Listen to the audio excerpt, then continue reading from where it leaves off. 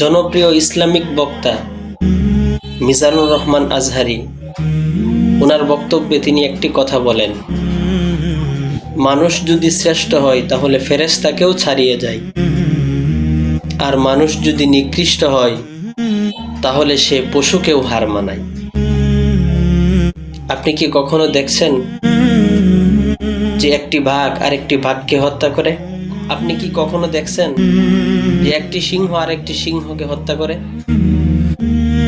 অথচ মানুষ একজন আরেকজনকে হত্যা করে। আপনি কি কখনো শুনছেন যে একটি বাঘ আরেকটি বাঘকে হত্যা করে 10 টুকরো করেছে বা 30 টুকরো করেছে? বা আপনি কি কখনো শুনছেন একটা সিংহ আরেকটা সিংহকে হত্যা করে 30 টুকরো করেছে, 10 টুকরো করেছে?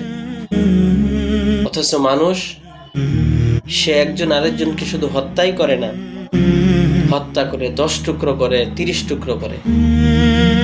এজন্যই তিনি বলছেন, মানুষ যদি শ্রেষ্ঠ হয় তাহলে সে ফেরেশতাকেও ছাড়িয়ে যায়, আর মানুষ যদি নিকৃষ্ট হয় তাহলে সে পশুকেও হার মানায়।